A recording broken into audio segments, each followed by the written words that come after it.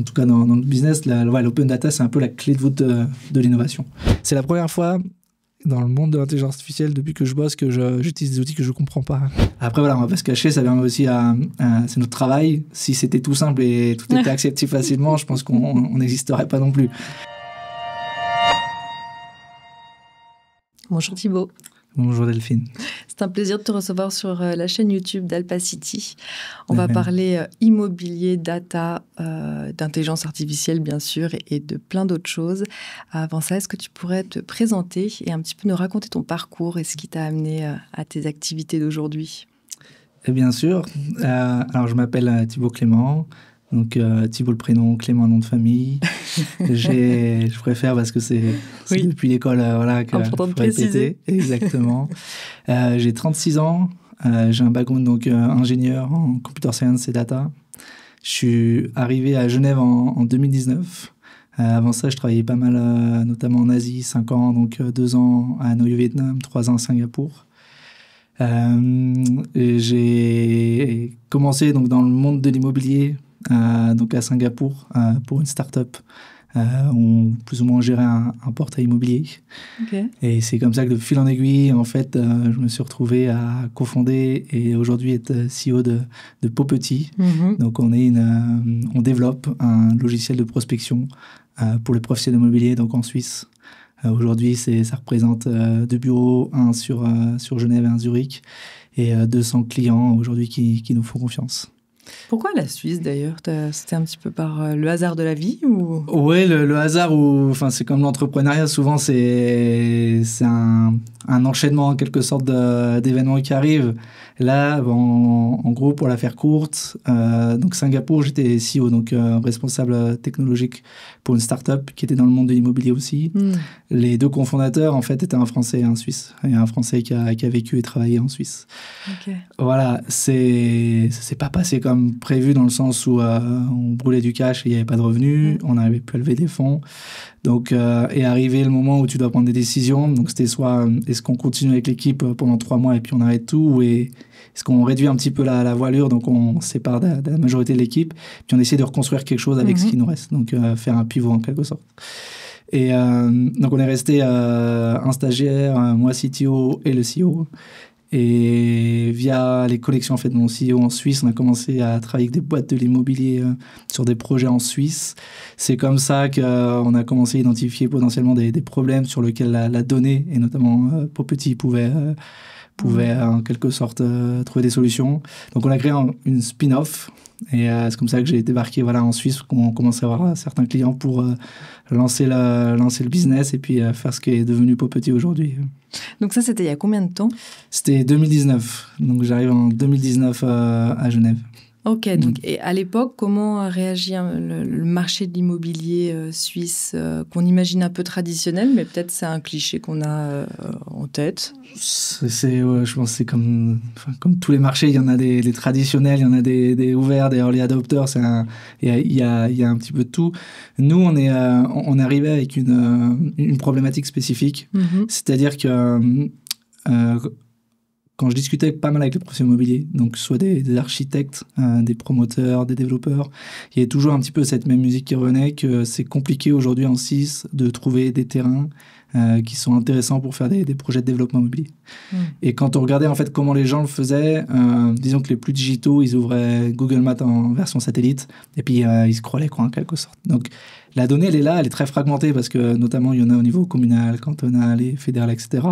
On a commencé à compiler toute cette donnée et à créer un score en fait qui permettait d'identifier des parcelles qui sont intéressantes pour faire des projets de développement immobilier.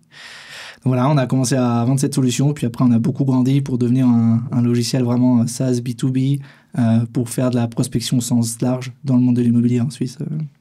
Donc vos clients se sont aussi élargis, vous touchez vraiment tous les professionnels de l'immobilier? Oui, aujourd'hui nos clients c'est aussi bien des entreprises générales, Losinger Mardi, HRS, Implenia, beaucoup d'agences immobilières et de régies, notamment les grandes, mais aussi plus petites en Romandie. Des fonds d'investissement en immobilier. Et ça peut aussi être potentiellement des installateurs de panneaux solaires qui peuvent utiliser la solution pour identifier des toits intéressants pour installer des panneaux solaires en fait, sur n'importe quel canton, n'importe quel bâtiment de Suisse. Ah, c'est beau ça. Vous transformez donc de la donnée. Cette donnée, vous la trouvez où? Est-ce qu'il y a des endroits, des cantons qui ont une donnée beaucoup plus ouverte que d'autres cantons? Et, si on prend par exemple Genève, je crois qu'ils sont assez, dans ce que tu me disais un petit peu quand on s'est parlé avant, qui sont assez ouverts au niveau de la donnée, ce qui vous a permis aussi, vous, de peut-être rentrer par le canton de Genève. Oui, alors... On est arrivé à Genève, mais on a commencé par le canton de Vaud. Ah, okay. Voilà. Pourquoi Genève? Tout simplement parce que, en gros, j'étais à Singapour. Ma femme était en contrat expat avec une grosse boîte de luxe. Et quand il a fallu rentrer en Suisse, elle a demandé en fait sa mutation. Et il s'est avéré que le siège de cette boîte est à Genève. Ah, génial. Et c'est comme ça qu'on est arrivé à Genève. On aurait pu arriver peut-être à Zurich ou à Lausanne ou autre. Et on a commencé en fait avec le canton de Vaud parce que nos premiers clients étaient là. Et oui, pour revenir à ce que tu disais au début, nous, on dépend beaucoup de l'open data. Donc, c'est-à-dire qu'aujourd'hui, tous les cantons, la fédération, en fait, met à disposition des données ouvertes. Ça peut être le cadastre, ça peut être des restrictions, ça peut être des bâtiments, quel type de chauffage, etc. Donc, nous, notre travail, c'est vraiment d'identifier les différentes sources, en fait, de données, les collecter, les transformer, les cleaner aussi, parce que voilà, des fois, il y a quelques imprécisions. Et puis, la donnée, en fait, en elle-même, des fois, juste individuellement, ça ne veut pas dire grand-chose, mais quand on commence à combiner de la donnée, là, on peut créer ce qu'on peut appeler l'intelligence et commencer à répondre à des problématiques métiers. Donc, les problématiques métiers, ça peut être quelle parcelle est intéressante pour faire un développement immobilier, combien coûte cette maison, où est-ce que je peux installer des panneaux solaires, tout un ensemble de questions business qui permettent derrière d'aider nos clients en fait, à avancer dans leur prospection. Et donc oui, les données territoriales, il y a beaucoup de données qui sont au niveau cantonal encore. Donc ça veut dire que chaque canton a sa propre politique d'open data, même si il y a eu un Open Data Act il y a quelques années en Suisse. Donc il y a une volonté en fait de faire émerger de plus en plus de données ouvertes, donc ce qu'on appelle l'open data. Il y a des cantons très en avance, Genève, Zurich aussi, où ça veut dire qu'on a énormément de données à disposition. Et il y a des cantons qui sont un petit peu plus en retard, où c'est plus compliqué aussi de trouver la donnée. Après, voilà, on va pas se cacher, ça permet aussi c'est notre travail. Si c'était tout simple et tout était accessible facilement, je pense qu'on n'existerait pas non plus. Donc, c'est à nous d'identifier les sources, de les trouver, de faire en sorte aussi qu'il y ait une certaine homogénéité entre les cantons. Parce qu'aujourd'hui, nos clients, ce qu'ils veulent sur notre plateforme, c'est trouver les mêmes informations aussi bien à Sion qu'à Genève, qu'à Zurich. Alors que quand vous allez sur potentiellement chaque portail cantonal, c'est des technos différentes, c'est des façons de présenter l'information différentes, chose qui, chez nous, on standardise aussi en quelque sorte. Donc, tu parles de Genève, Vaud, Neuchâtel, Valais, Fribourg, c'est aussi plutôt... Ils tendent vers de l'open data ou c'est encore... Il y a quand même une politique, notamment au niveau fédéral, qui fait qu'on doit tendre de plus en plus dans l'open data et mettre de plus en plus des données à disposition. C'est vrai en Suisse, c'est vrai en Europe, c'est vrai un petit peu aussi, un petit peu partout. L'idée, c'est qu'en fait, il y a le contribuable qui paye des surveilleurs ou des data scientists, etc., dans chaque canton pour créer de la donnée, de la data, que ce soit au niveau fédéral, par exemple, avec l'OFS, le Bureau de la statistique ou d'autres.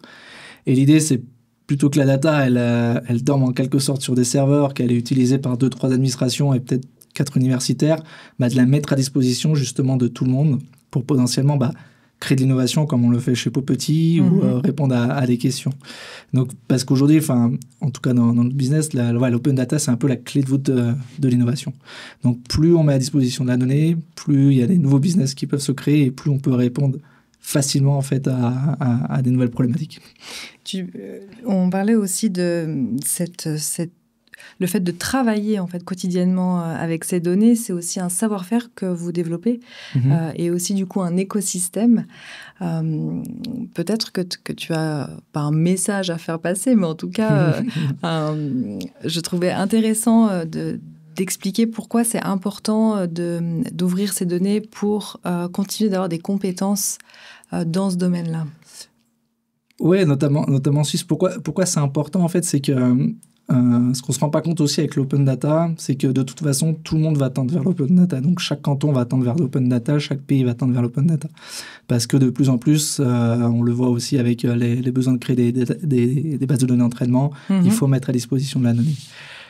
Si vous faites partie d'un canton ou d'un pays qui est le premier à mettre à disposition de l'open data, ça veut dire que vous êtes les premiers à pouvoir travailler dessus. Travailler dessus, ça veut dire la comprendre, ça veut dire faire tourner des algorithmes, du machine learning, de l'intelligence artificielle et créer des modèles, par exemple, qui peuvent répondre à des questions business. Et si 2 ans après, vous avez un autre canton ou un autre pays qui ouvre ces données, bah vous arrivez et par rapport aux acteurs locaux, vous avez 2 ans d'avance. Mais c'est aussi ce qu'on voit aujourd'hui, par exemple, avec un OpenAI ça fait 4 ans qu'il fait tourner ses modèles. Si aujourd'hui vous décidez de partir, bah vous partez avec 4 ans de retard.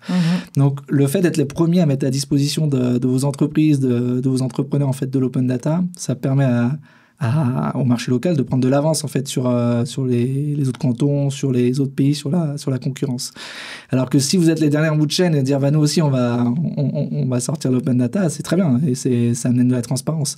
Mais ceux qui vont venir et qui vont pouvoir vraiment l'utiliser, donc vendre du produit innové, bah, potentiellement c'est des personnes étrangères et donc pour l'économie locale, ça apporte pas grand-chose en quelque sorte. Est-ce qu'on a peut-être cette peur aussi de peut-être d'un peu tout mélanger au niveau de la donnée et puis de se dire on est plus dans la culture du secret en Suisse ou en tout cas de la confidentialité. On pourrait dire que c'est pas vraiment notre culture d'être open data ou même la culture digitale de manière générale. C'est loin de ce qu'on connaît en Suisse.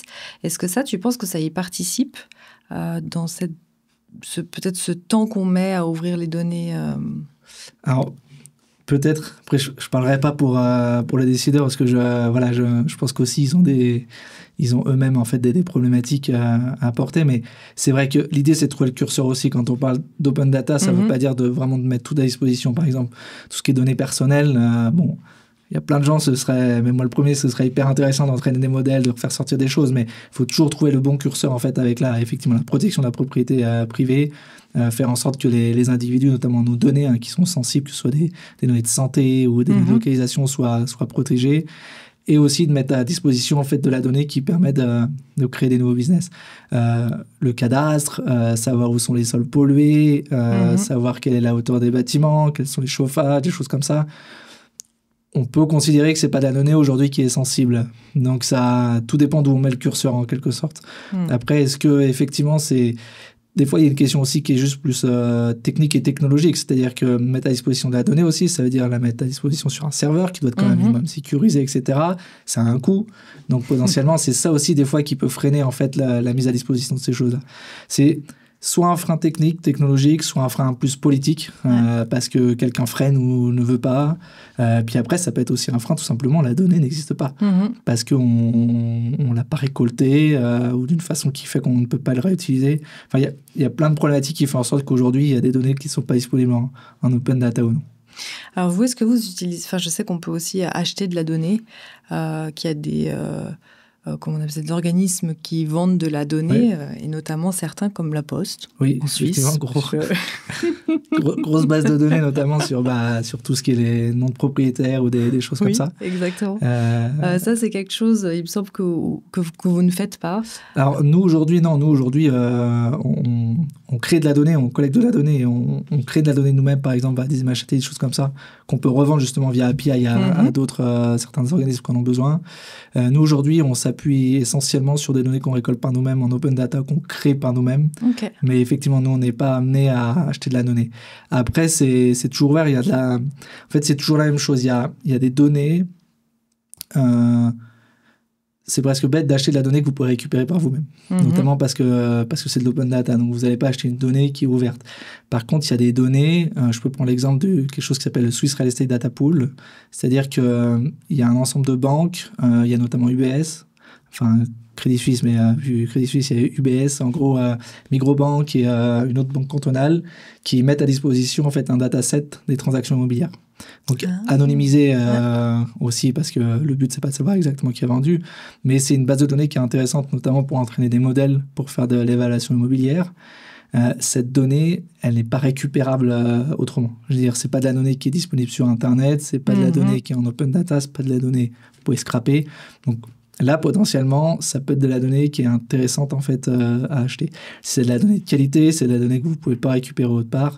Là, ça peut être des données où vous devez sortir en quelque sorte le chèque pour aller, pour aller améliorer vos algorithmes, etc. Donc, Est-ce que vous arrivez à attraper de la donnée qui n'est pas digitale ? typiquement des entretiens que vous pourriez avoir ou Oui, alors la donnée non digitale, parce que ça, c'est un gros travail aussi depuis le début chez Popetit. Alors, elle n'est pas à 0% digitale, mais ce qui est plus compliqué, c'est nous, on a besoin de données structurées pour faire tourner des modèles et pour travailler dessus. Donc, données structurées, c'est des données tabulaires comme un Excel, etc. Or, dans l'immobilier, vous avez beaucoup de données qui sont non structurées. Je prends l'exemple des règlements d'urbanisme. Ouais. Donc, dans un règlement d'urbanisme, ça va être écrit dans cette zone, qu'est-ce que vous avez le droit de faire, les distances aux limites, les hauteurs, des choses comme ça. Et ça, c'est une mine d'or parce que si vous voulez savoir créer un score de développement, vous devez savoir qu'est-ce que vous pouvez faire sur cette parcelle. Or, on part de PDF, et des fois, quand je parle de PDF, c'est des photocopies de règlements qui datent des années 70 ou des années 80. Et c'est de la donnée, référez-vous à l'article A325 et 2326 pour faire ce. Donc, c'est de la donnée qui est, même quand vous êtes à la main, il vous faut 2 heures pour le règlement, comprendre, regarder, etc. 2 jours, ouais. Oui, alors potentiellement. Et nous, c'est une donnée justement qu'on transforme donc de façon non structurée à structurée. Alors, il y a plusieurs façons de le faire. Soit on fait ce qu'on appelle de l'OCR. De l'OCR, c'est en gros, on prend des images, on les transforme en texte. Puis après, on applique des algorithmes qui aujourd'hui, on en reviendra, mais avec les LLM, permettent quand même d'accélérer un petit peu plus. Ou alors, c'est ce que font beaucoup aussi de personnes qui créent des bases de données, c'est qu'on prend un humain, et puis lui, il le lit, et puis il la rentre dans un tableau Excel à côté. Mais non. Il y a un moment, il n'y a que ça à faire. Hein, donc, et c'est... Mais sur l'iPhone, quand on prend une photo, si c'est du texte, même écrit à la main, on peut maintenant copier-coller. Ouais. Ça reconnaît c'est le même processus. C'est le même processus, mais t'imagines, tu prends une photo, il y a un endroit, la page précédente, c'était écrit zone de villa. Ouais. Là, c'est écrit au milieu IUS, qui a un indice, ça veut dire indice d'utilisation du sol, qui est écrit 0,25. Et donc, toi, l'idée, c'est que ce 0,25, il faut que tu saches que c'est l'US de la zone de villa.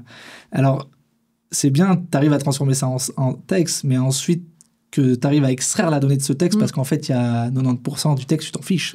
C'est des numéros d'articles, c'est des choses comme ça. Toi, tu veux vraiment extraire des informations. Mais ça prend un temps fou. Ça prend un temps fou. Donc ça, vous le faites. C'est un service que vous proposez. Nous, on le fait parce que c'est de la donnée qu'on met à disposition de nos clients ensuite. Okay. Donc là, ça va être de la donnée que potentiellement, nous, on va revendre à d'autres organismes ou à d'autres personnes qui veulent l'avoir parce que c'est de la donnée qu'on a créée nous-mêmes. Ouais, ok. Après, une autre donnée qu'on peut créer aussi, c'est de l'analyse, par exemple, d'images satellites. Et on fait tourner des modèles et on est capable, par exemple, aujourd'hui, de connaître toutes les piscines qu'il y a en Suisse ou d'identifier tous les panneaux solaires. Ça peut être aussi des arbres, parce que dans le cas d'un développement, aujourd'hui, si vous avez un énorme arbre au milieu de votre parcelle, il y a de grandes chances qu'il y ait quelqu'un du canton qui arrive et qui dit non, cet arbre-là, on ne l'enlève pas. Donc, quand vous aviez prévu de faire un bâtiment en plein milieu de la parcelle, ça peut être problématique. Ouais. Donc, c'est d'essayer d'identifier à l'avance, en fait, toutes ces restrictions, toutes ces problématiques qui sont importantes dans le monde immobilier pour ne pas se rendre compte qu'au bout de 3 mois de travail, en fait, on ne peut pas construire ce qu'on avait prévu de construire, quoi. Donc, c'est un gros gain de temps, donc potentiellement gain d'argent, gain de ressources, etc. C'est vous qui avez dit qu'à Blonay, il y avait le plus de piscines en Suisse ? Même pas. Parce qu'en plus, pour le coup, on revient à Genève. Et Genève, il y a un dataset des piscines.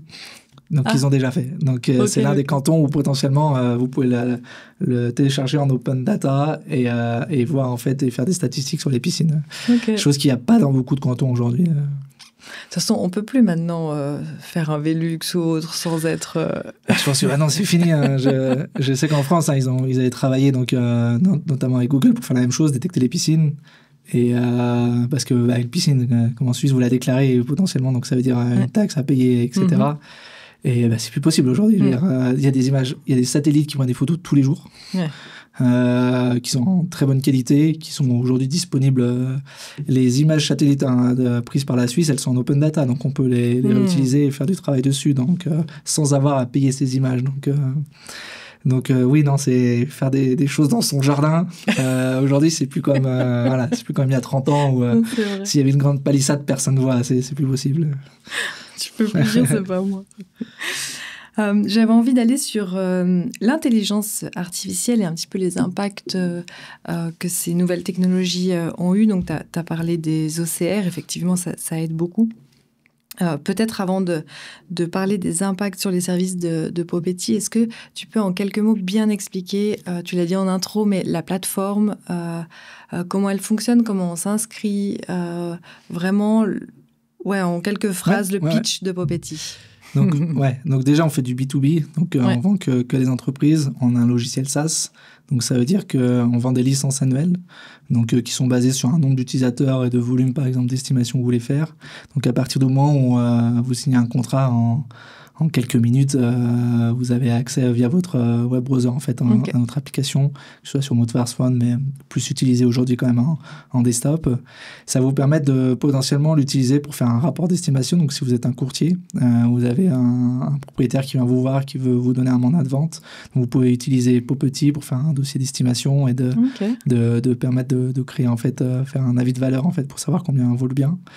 Parce qu'on va vous mettre à disposition donc, des algorithmes de valuation, donc ce qu'on appelle les auto-valuation models, qui permet automatiquement, avec les marges d'erreur qu'il y a, de savoir combien vaut votre maison. Puis ensuite, le courtier va avoir accès à des comparables, donc à des annonces comparables.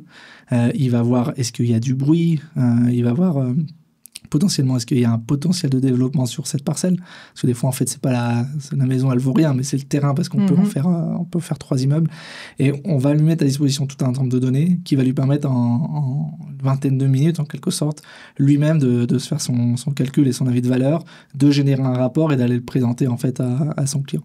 Là où, sans Popetit, il vous faudrait, je sais pas, déjà, il faut savoir où sont les données et puis plusieurs heures, voire plusieurs jours pour les compiler et être capable de sortir cette information. Donc, il y a ça pour les courtiers, il y a un côté promotion, d'identifier, donc ça c'était notre cœur de métier, d'identifier des parcelles à fort potentiel pour les projets de développement. Parce que le foncier, c'est quand même quelque chose en Suisse qui devient de plus en plus rare et où il y a une forte pression. Donc l'idée, c'est vous imaginez une carte de la Suisse avec toutes les parcelles. Si c'est vert, il y a un potentiel constructible. Si c'est rouge, on peut rien faire.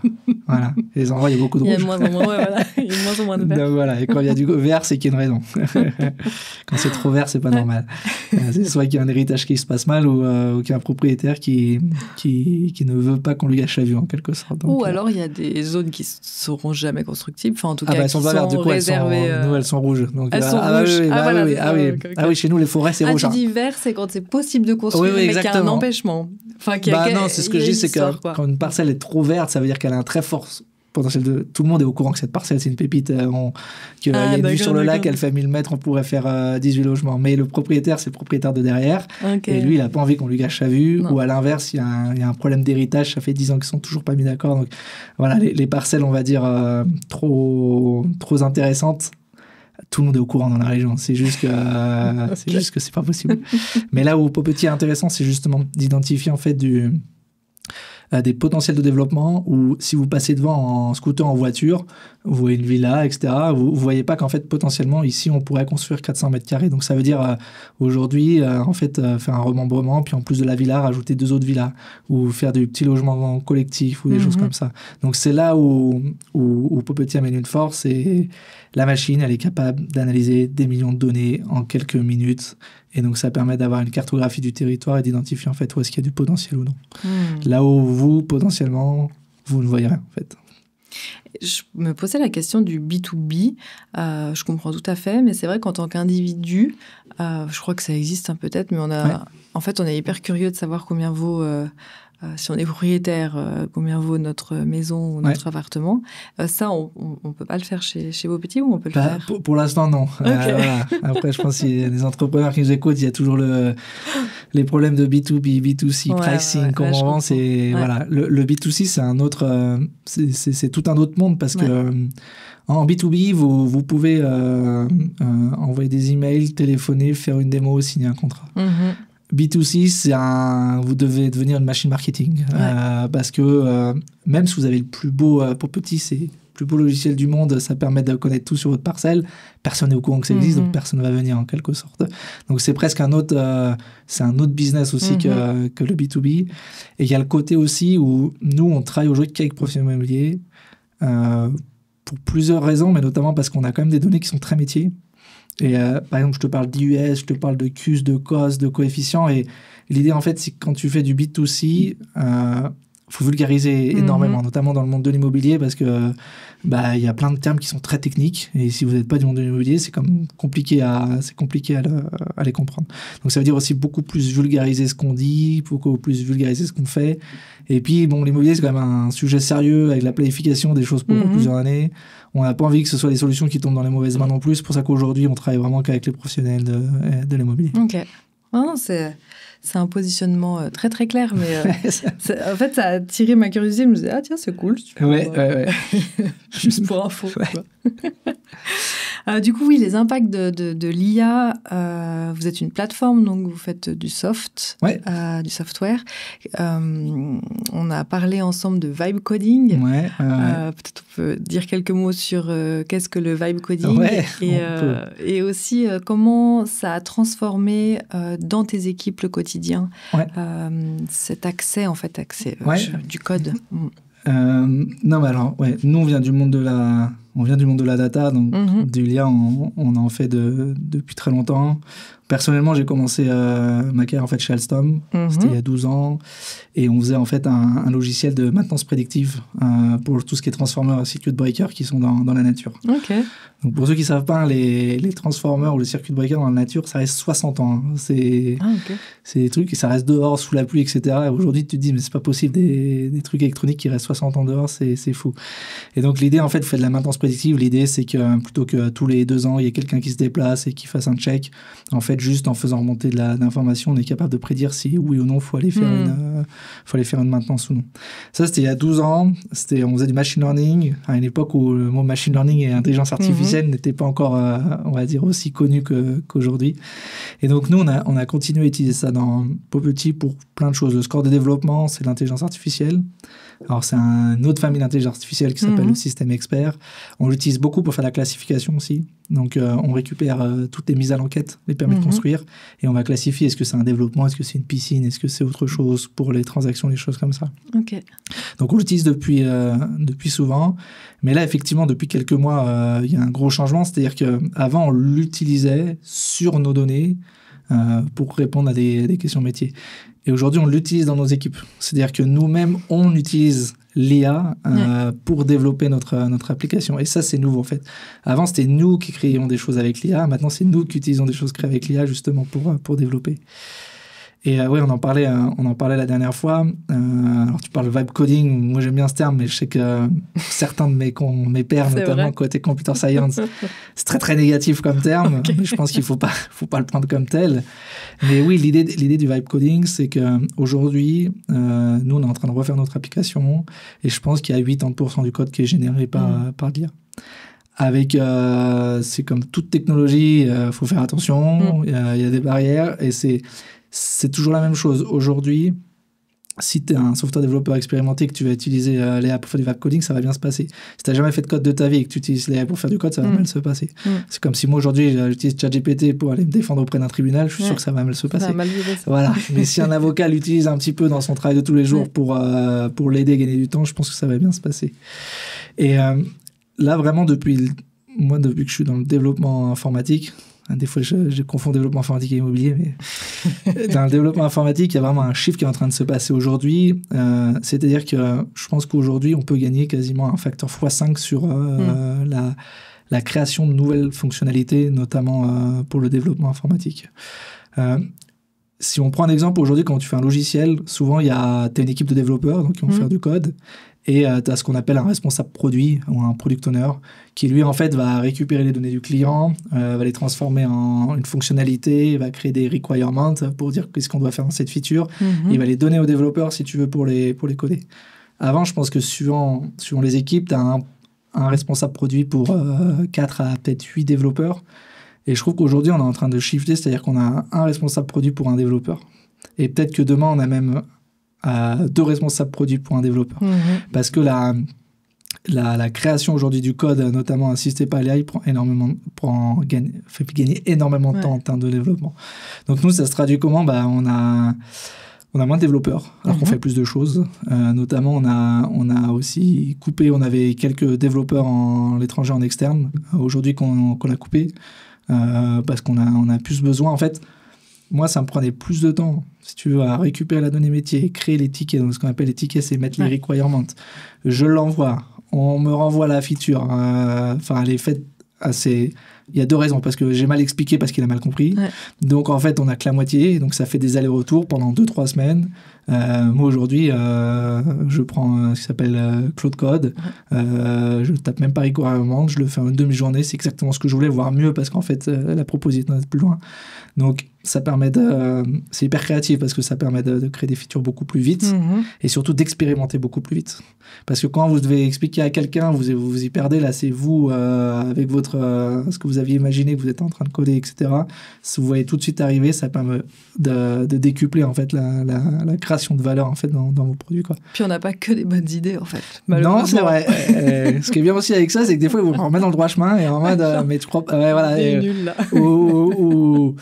Ou aussi, il permet d'aller un petit peu plus loin dans ce qu'on avait imaginé. Après, c'est toujours la même chose.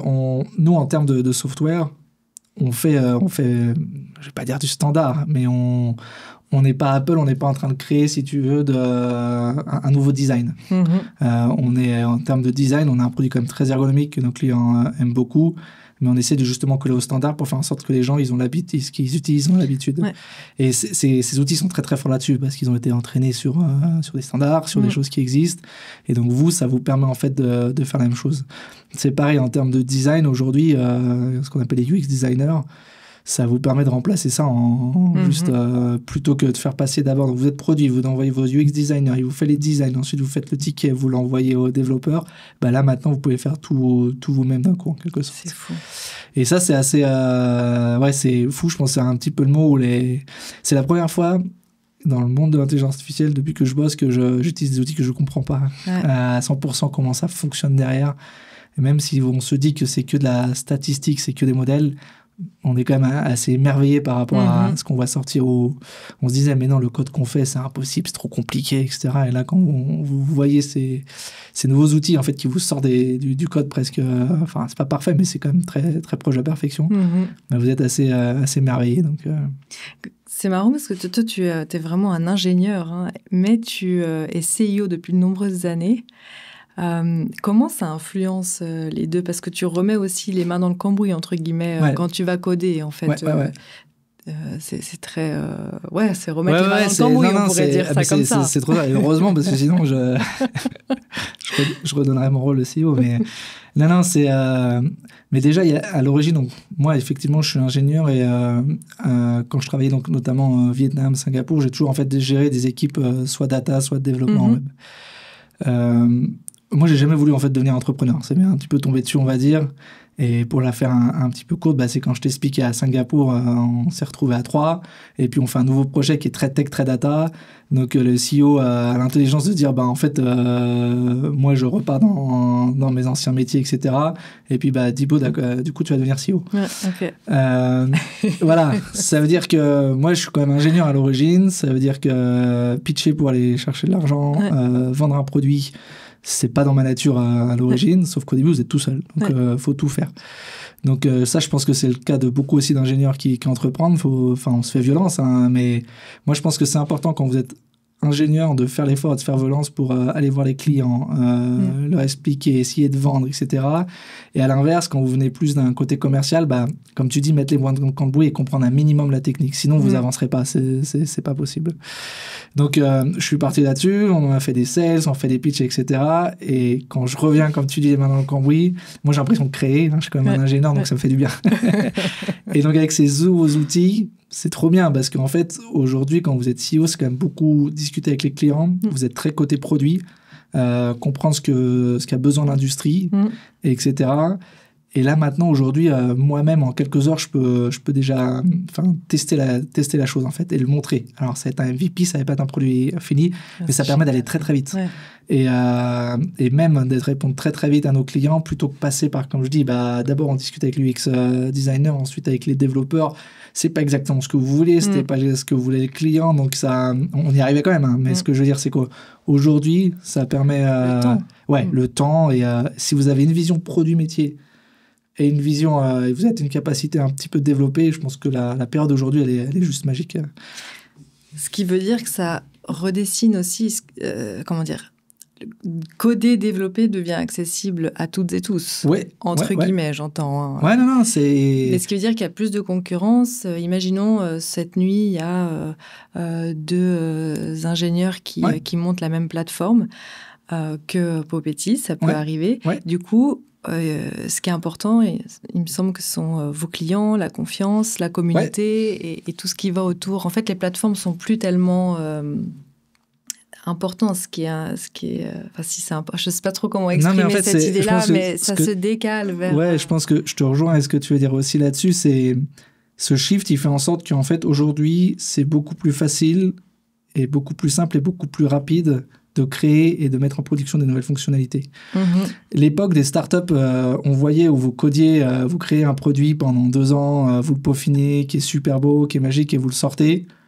Et vous commencez à avoir des nouveaux clients et il y a un compétiteur qui se dit « Waouh, c'est trop bien, je leur achète parce qu'ils ont fait ma R&D en quelque sorte. » Aujourd'hui, il faut faire attention parce que potentiellement, vous sortez quelque chose de nouveau et il y a quelqu'un très vite qui peut dire, je pense, en 2-3 mois, refaire la même chose. Et refaire la même chose, ça veut dire que si lui, il a déjà la base client ou les partenaires qui vont avec ou la data qui va avec, si aujourd'hui, vous sortez du soft, vous n'avez pas une base client, vous n'avez pas de la data propriétaire ou un petit peu cachée, de la deep tech, ou vous n'avez pas une base de partenariat, et la valeur, elle est dans le soft aujourd'hui, elle est beaucoup, beaucoup plus basse. Parce que moi, aujourd'hui, il y a quelqu'un qui arrive, comme tu dis, qui fait un truc que je trouve trop bien, et que mes clients, ils me disent « Ah, Thibaut, pourquoi vous ne faites pas ça ?» Moi, j'aurais aucun problème à essayer de regarder. Et, si on peut le refaire, on a la data, on a tout ce qu'il faut, on le refait en 3 mois. Et puis, ça veut dire quoi ? Ça veut dire qu'aujourd'hui, si votre seule valeur ajoutée, c'est votre soft, je pense que ça va être très compliqué juste de créer des nouvelles boîtes là-dessus. Ça, c'est clair. Tu exprimes très bien ce que j'essaie malheureusement de dire. C'est que la valeur se déplace en fait du soft vers la communauté, le client. Exactement.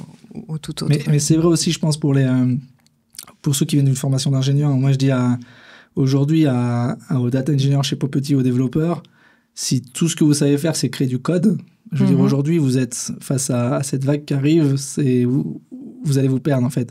Par contre, aujourd'hui, les personnes qui sont tech, donc qui savent créer du code ou gérer de la data et qui ont connaissance métier, et ça, c'est de l'or, en fait, parce que ça veut dire qu'ils peuvent tout faire du produit jusqu'à la fin, jusqu'à l'implémentation.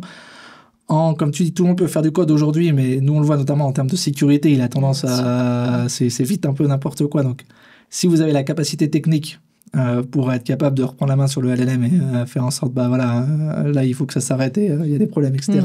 Et si vous avez la connaissance métier, vous pouvez créer des nouvelles fonctionnalités à une vitesse hallucinante qui n'était pas possible avant. Donc, je pense que c'est pas que pour le développement, c'est-à-dire que aujourd'hui, si vous étiez un artiste en quelque sorte et que vous faisiez juste du tout venant, ou si vous faisiez du design et vous faisiez juste les campagnes de tout venant, etc.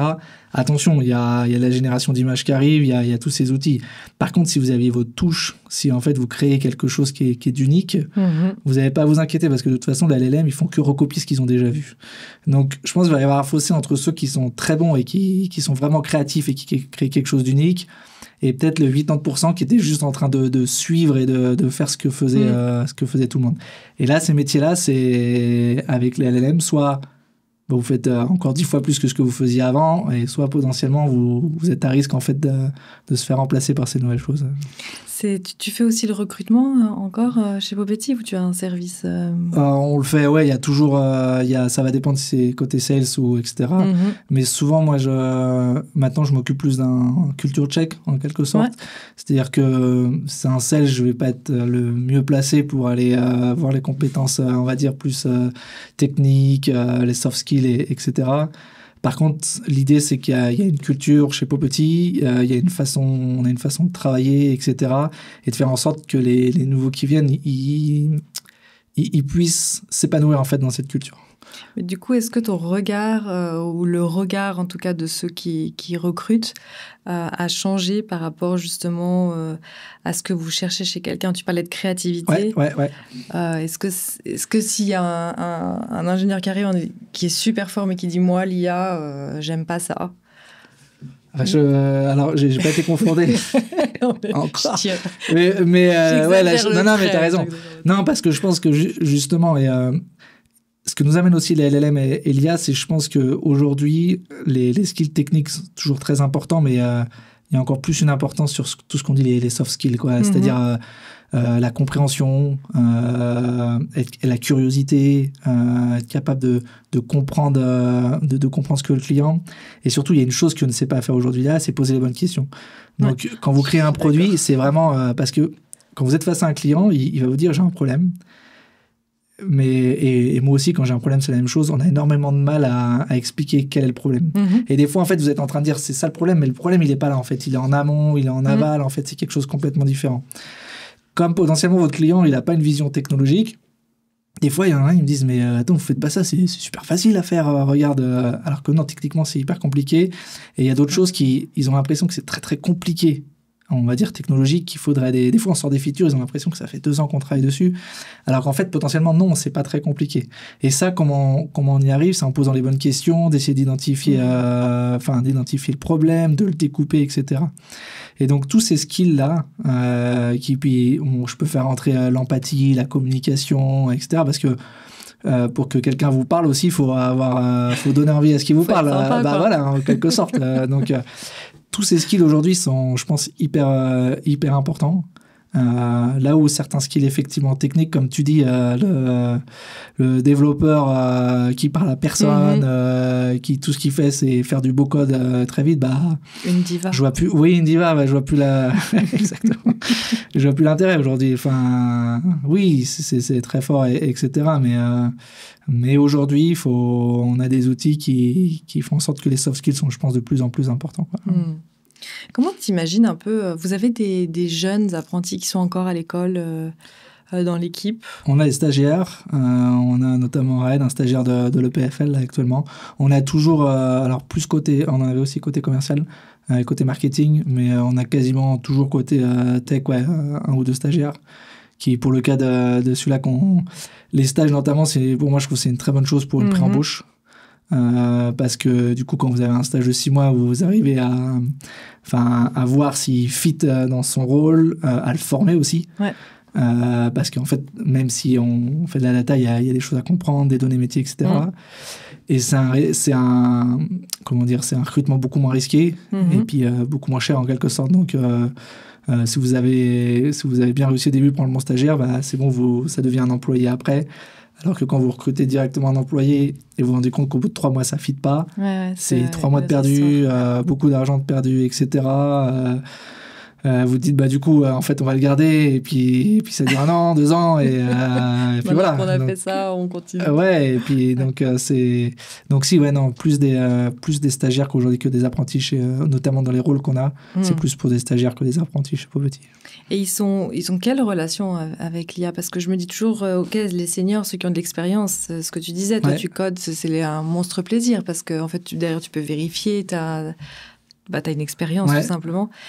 Quand c'est nouveau comme ça, est-ce qu'ils sont à fond là-dedans puis ils essayent de comprendre, ou ça leur fait un peu peur parce qu'ils n'ont pas de recul? Alors je pense que c'est encore un peu trop tôt pour me poser cette question. C'est-à-dire que les stagiaires qu'on a aujourd'hui, ils ont 22 ans, 23 ans, tu vois, et effectivement, ils n'ont pas connu les examens avec ChatGPT ou parce que c'est quand même récent, c'est 1 ou 2 ans. J'ai pas été encore confronté à des personnes qui, à chaque fois qu'on a une question, va sur ChatGPT. Mais c'est vrai qu'on est encore un peu tôt dans le. C'est là en tout cas dans les générations nous qu'on a en stage, ils sont un peu comme nous, ils l'ont récupéré en même temps que nous. Bon, après, c'est comme tous, heureusement, ils sont à l'aise avec la tech et les nouvelles technologies.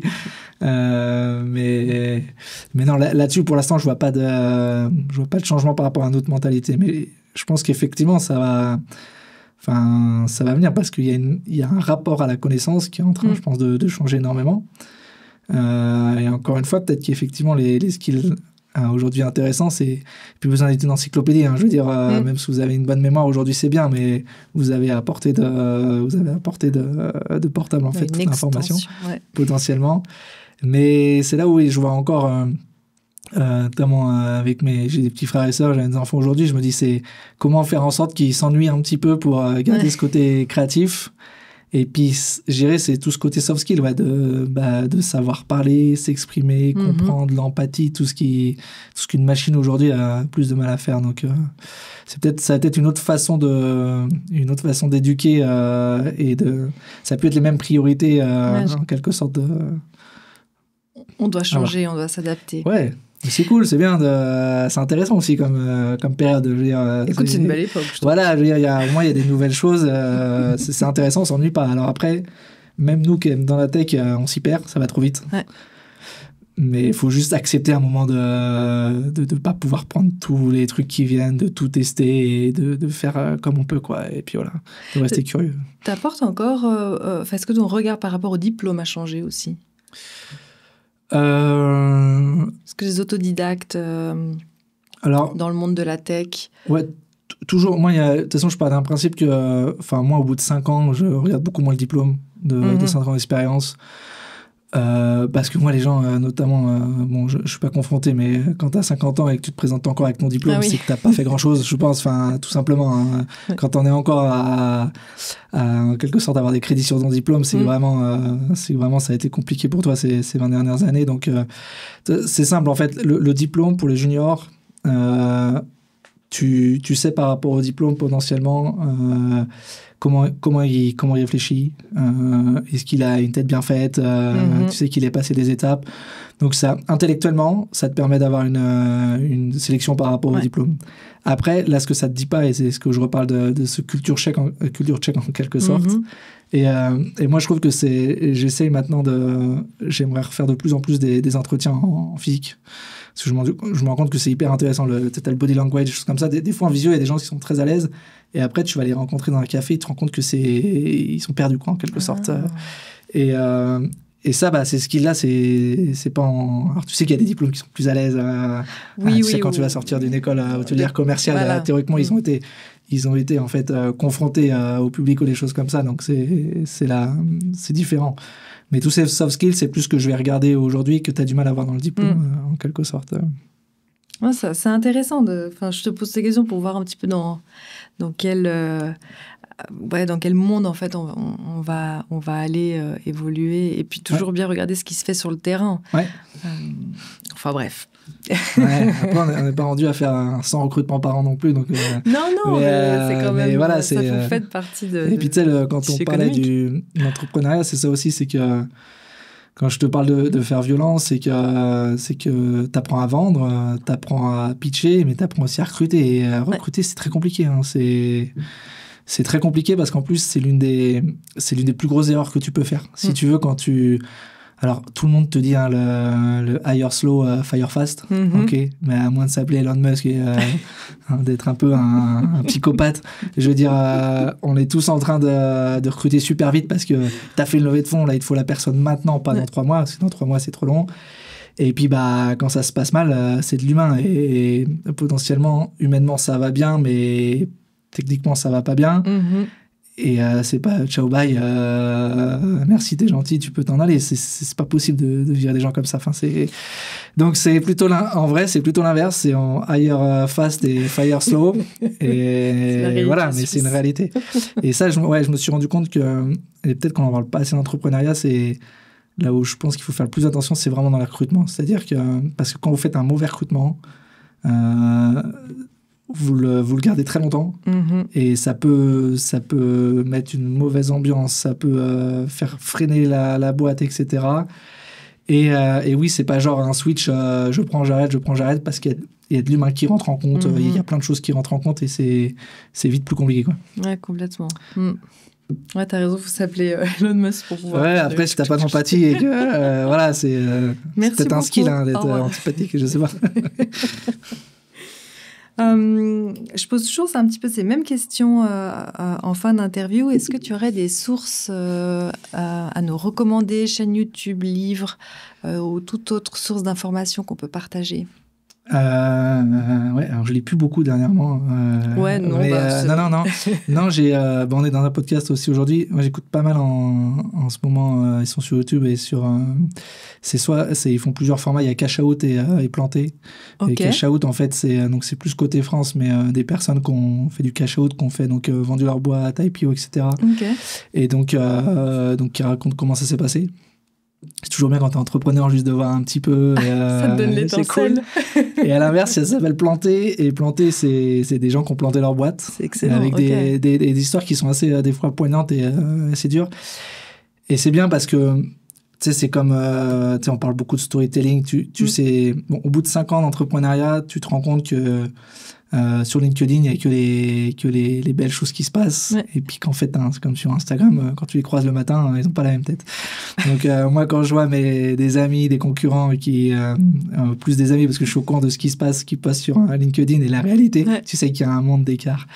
Et notamment, regarder ce côté planté, toi, tu te revois en fait, tu dis, mais moi, j'en suis quand même pas là, mais ça te permet aussi de te donner un petit peu des billes sur des red flags où là, tu dis, là, il faut faire attention. De voir qu'effectivement pour personne c'est jamais tout beau tout rose, même pour les gens qui ont fait des cash out, qui ont fait des belles sorties. Tu te rends compte qu'il y a un facteur chance qui est énorme, que des fois ça passe, des fois ça passe pas, et que ça te permet de toi remettre par rapport à ton expérience, de voir l'expérience d'autres personnes. Je trouve ça assez intéressant. Puis de te dire à quel moment en fait tu peux t'en vouloir, enfin. Ouais, des fois, la chance, c'est la chance. C'est mes jouances, le bon truc. L'entrepreneuriat, je pense que c'est... T'as 30% de compétences, 30% de force de travail et 40% de chance, quoi. Faut pas se leurrer. Et je pense qu'on est tous d'accord. Il y a un moment... Alors, on peut dire que la chance, ça se provoque. Mais il y a un moment, tu as rencontré la bonne personne. Il y a un moment, tu as été à cette soirée que tu voulais pas y aller, que tu y as été, que tu as rencontré un client, un investisseur qui a tout changé. Enfin, il y a quand même un facteur chance qui est assez énorme dans l'entrepreneuriat, quoi. Je crois qu'il y avait une histoire que Napoléon, il s'associait jamais avec des gens qui n'avaient pas de chance. Non, mais très bonne chose. On peut suivre certains de ses conseils à Napoléon. Et puis enfin, une personne que tu pourrais nous recommander à inviter sur la chaîne YouTube. Oui. Tu m'avais dit. Ouais. C'est plus. Non, si. Non, on parlait un petit peu. Moi, quand je suis arrivé en 2019, donc à Genève, j'avais jamais mis les pieds en Suisse. Hein, donc, je suis français, c'est juste à côté, mais de Nantes, donc c'était pas jamais mis les pieds en Suisse.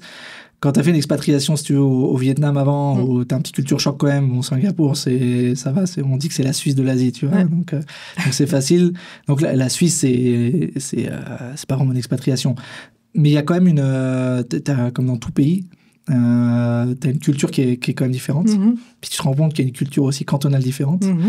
Et une chose que je me suis rendu compte aussi en arrivant à Genève, c'est très petit, les gens se connaissent beaucoup, notamment dans le business. Et il y a énormément de besoins de personnes qui t'ouvrent les portes, en quelque sorte. Il y a de la bienveillance, et genre, si tu as des bonnes personnes qui te permettent de te mettre en relation avec une personne, elle va accepter que tu lui montrer sa démo, etc. Puis après, ça se passe très bien, et lui va accepter de faire autre chose, etc. Mais si tu arrives juste en call d'email ou en call comme ça, c'est « mais t'es qui, je te connais pas », etc. Et donc, c'était un problème au début à Genève. Alors, il y a la Fongite qui m'a aidé un peu, et il y a Maël Perret, qui à l'époque était chez Inno.